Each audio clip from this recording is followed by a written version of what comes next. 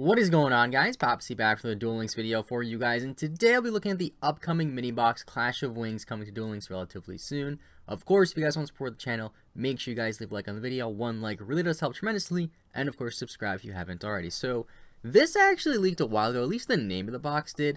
Clash of Wings makes you think of Wing Beast. There are not very many Wing Beasts in this set, except for the cover card, which is Alector. I don't know if I'm saying that right, the Sovereign of the Birds. Basically, if your opponent has two monsters of the same attribute, you can special summon it, which is kind of cool. And once per turn, you can target a face-up card on the field. That target's effects are negated during this turn, and you can only control one Alector. So, I don't really know how I feel about this card. Like, it's a UR, it's the cover card. I've never heard of this card. Usually, the cover cards of Duel Links boxes are pretty, like, iconic cards. At least, not necessarily iconic, but at least they're well known. This one, don't really know. Maybe it's a newer card. I don't know, but I don't think it's that good. I really don't. I mean, if your opponent has two or more face-up monsters of the same attribute, that means Amazoness, they're all Earth. You could summon it against Amazoness. Spellbooks, they play a lot of different attributes, so that's kind of weird. Heroes, they're mostly dark. Sylvans, they're all pretty different attributes. So, don't really see how this card fits in the meta, but I guess it's cool that you can special summon it for free, technically, but it's a really weird condition when your opponent has to have two monsters. I don't know how I feel about it. Then next up, we have the other UR trap, since this is a mini box, of course, only two URs. Very good trap, I might add. Widespread Ruin. When your opponent's monster declares an attack, destroy the attack position monster your opponent controls with the highest attack, and if it's a tie, you get to pick. That's pretty good. I mean, I saw some people saying that this might replace Wall of Disruption, which I guess could be possible. I still think Wall of Disruption is a fantastic card. The difference is that this destroys a monster, while Wall of Disruption makes it a lot easier for you to attack over the monsters, so I don't really know. I'm kind of still leaning towards Wall of D, but I think this is still a fantastic card. I think a lot more trap-heavy decks might come out of this, maybe playing Wall of D and Widespread Ruin, on top of some other things, and you'll see some more backer removal. I don't know, but I think it's a really good card. Also, I'm not going to go over every card, just like the more iconic cards. I know some people, they go over like every holo. Just whatever I think is a pretty decent card. And this one, I'm looking forward to the most. For hires, I read them all finally. You guys can barely see it. I do apologize. You can barely read the effect. But basically, what most for hires do is they're basically all marauding captains. Like, you can summon it and special summon another for hire from your hand, which I didn't realize. I thought only Beat did that, but that's still really freaking good. And Beat's effect is when you special summon a for hire, the turn you summon, I believe, you get to search for another for hire from your deck, add it to your hand, except for another Beat. Very good card, fantastic card, only 1200 attack, but still you could summon it, special something, search something. This deck kind of reminds me a little bit of Six Samurais, because a lot of them get their effects when another for hire is special summoned, similar to how Six Samurais get their effect when you control another Six Samurai. I think this could be a really good deck. I really do. They're warriors. You play Field of the Warriors because Restart's getting nerfed. It seems like it'll be pretty consistent as well because of Beat being a card, basically. Then we have this card, which I think is pretty interesting. It's a Psychic, 900 attack, 4-star, Silent Psychic Wizard, and SR. When this is normal summon, you target a Psychic monster in your graveyard, banish it, and when this card is sent from the field to the graveyard, you special summon the monster banished by the effect. Don't really see too much utility with this right now, but Psychics have always been like a relatively decent deck. They've always had like some decent support. I feel like every couple of sets, there's at least like one or two Psychic cards that come out. And we got another one. I think this one's pretty decent. The Mecha Phantom Beast cards and Mistaken Accusation, I don't really care about the Mecha Phantom Beast, to be honest. They're okay. I don't think it makes the deck much more playable than it already is. Mistaken Accusation is a card that I don't really understand, but basically, if your opponent has more total cards in their hands and their side of the field than you do, target one face-up card on the field, neither player can activate cards with that name or effects for the rest of this duel except that target. You can only activate one Mistaken Accusation per turn. Kind of useless, if I'm being honest. I don't really understand the point, but it's an SR, so there you go. And then W Nebula. This is a really interesting card because the Worm archetype just came out in this set. Now, we don't really have the best Worm cards right now, but in the future, Worms could be better. Now, Worms focus on flipping face down and flipping face up, kind of like Geargia a little bit. And this card basically flips all of your face down monsters on the field face up, and at the end phase, all light reptile monsters you control are flipped face down. Most, if not all, of the Worms are light reptiles. Pretty decent card for Worms, but I'm not going to go over the Worms because we don't really have that many great Worms, to be honest. Next up, we have Blowback Dragon, which is a, what is that, a 6-star or 7-star? That is a 6-star monster, 2300 attack. Once per turn, you can target a card your opponent controls, toss a coin 3 times, destroy that target if at least 2 of the results are heads. I forget the name, I think it's like Barrel Dragon, kind of similar to that. except I believe Barrel Dragon is a 7-star. This is also once per turn, which is pretty good. You could play it with the skill luck on your side. I could see this card being like a fun gimmicky card. I don't think it would be too meta relevant, but it's not a bad card. It's not the worst SR in the box, that's for sure. By the way, I want to mention too, before we get much farther into this, I think that this box is entirely skippable if you're a full free-to-play player. I do think for hires have a decent amount of potential, so my best advice for this box would be to just wait a little bit, see how good for hires are, and then decide if you want to use your gems. Of course, if you want to build for hires regardless, then by all means, go in on this box. You want to build Mecha Phantom Beast, by all means, go in. But if you're looking to build the best possible deck as a pure free-to-play player, I suggest waiting on this box. And the last SR I want to look at is one of the first wind-up cards you're getting in the game, if not the first. There's a few wind-up cards in this set, but we don't really have like a full wind-up archetype, so they don't really mesh too well. But Wind-Up Juggler, it's another Psychic, which is good, because it falls with all the other Psychic support, and basically what it does is after damage calculation, if this card battled an opponent's monster, you can destroy that opponent's monster. This effect can only be used once with this card's face on the field. Not a bad card. It can help you get over some things. I think it's a decent card. It wasn't really used too much in the TCG. I know Wind-Up sometimes teched it back in like 2012. Not a terrible card, but I don't really see how Wind-Ups as an archetype as a whole fit in Duel Links, because Wind-Ups were a very XYZ oriented deck that swarmed the field. We don't have XYZs in this game yet, so as a standalone card, it's pretty good. As a wind-up, not that great. Next up, we have these two cards are really similar. Donpa and Recon, both for hires with flip-flop stacked, which is kind of cool. This has 500 attack, 1000 defense. This one's flip-flopped.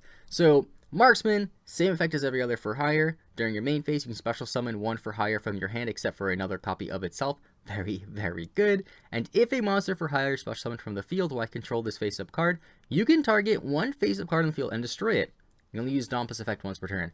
Very good. And then we have Recon, which is the same thing except for set cards. So I can see Donpa being really good. Like just playing 3 beat, 3 Donpa, and then maybe 1 or 2 Recon, depending on how relevant setting cards will be.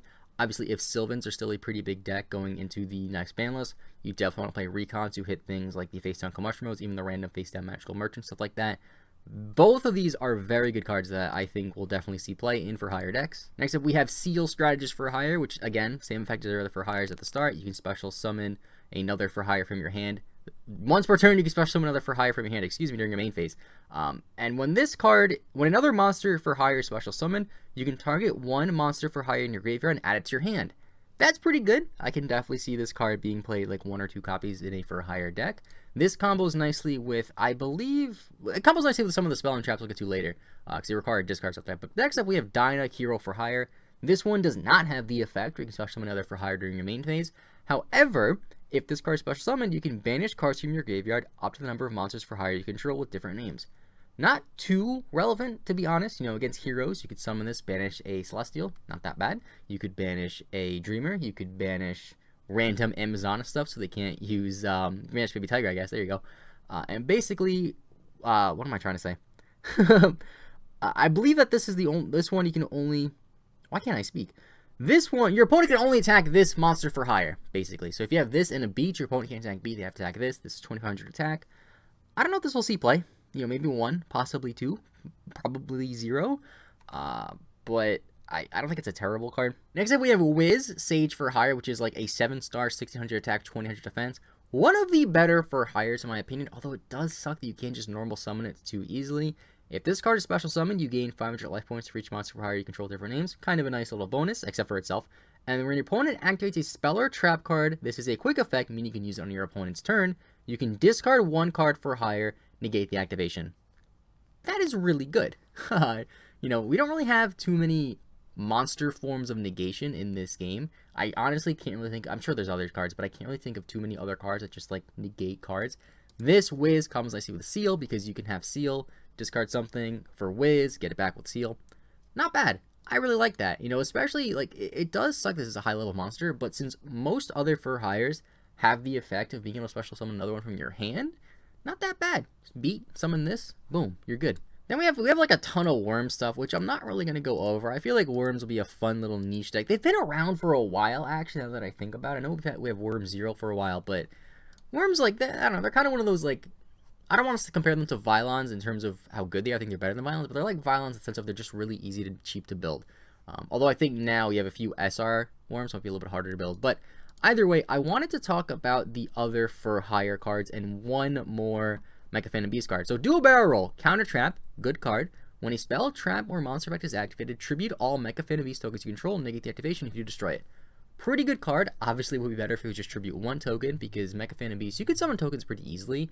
I know Hamtrap's one of the better ones. When you flip, you get 2 tokens. So this honestly isn't a bad card at all. Could definitely see it get some play in Mecha Phantom Beast decks, and I really like negation cards. Counter Fairies, one of my favorite decks in the game. They play a lot of counter traps, so I like this card. Will this see playing Counter Fairies? Definitely not, but it's a good counter trap. Next up, we have Mayhem for Hire, which is just an R, which is surprising. Quick play spell card. Target a for hire monster in your graveyard. Special summon in defense position. Can only use one of this per turn. Really, really good, because like I said, a lot of the for hires have effects that activated when you special summon a for hire. That's pretty good. Mayhem for Hire, definitely a great card. Kind of like a Powerful Rebirth and a Monster Reborn. It pretty much is a Powerful Rebirth and a Monster Reborn for hires, but it's in defense position because you can use it on your turn or setting using your opponent's turn. It's chainable. Very, very good card.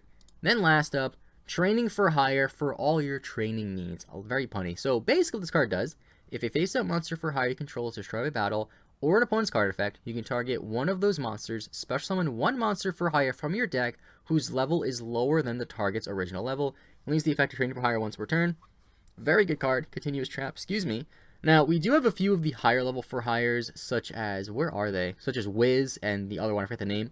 So this combos nicely with those, because if, excuse me, again as I'm burping, because if Wiz is just trying to get a beat out, I think that this set as a whole, for hires, I don't know all of the for hire cards in TCG, but we got a lot of really good for hire cards. Could definitely see for hires being a pretty decent deck. Now, this is a mini box, which is great because it'll be pretty easy to build for hires compared to building, say, an archetype from a main box, which has a lot more URs and SRs. This one, you only got 2 URs. You only got like, what, 5 or 6 SRs. I don't know the exact number. You can reset this pretty easily. Open 3 boxes. To be honest, you probably could build a pretty decent for hire deck with only 2 beats, because all of the other for hire cards are just rares, which, you know, after you get your second beat, you will most likely have 3 of every rare. Either way, in total, this box, like I say for a lot of boxes, I definitely recommend waiting a little bit to see the potential for hires. I do think this could be a situation kind of similar to Spellbooks, how when Spellbooks first came out in the previous mini box, not too many people expect them to be that good, because we didn't really have High Priestess, we didn't have a lot of the really, really powerful Spellbook cards, and here we are sitting in a couple months later, and Spellbooks are a tier 1 deck. Very, very good deck. For hires, could be similar. I don't know. I'm definitely looking forward to using them. I do plan on spending gems on this box, but I am a little bit hesitant because, like I've been saying, the only thing that's really worth it is Beats Blazeman for hire, and I guess Widespread Ruin. Outside of that, this box is not that great. So either way, that's it for today. Thanks so much for watching. Leave a like if you enjoyed. Subscribe if you're new. I'll see you guys next time, and bye-bye.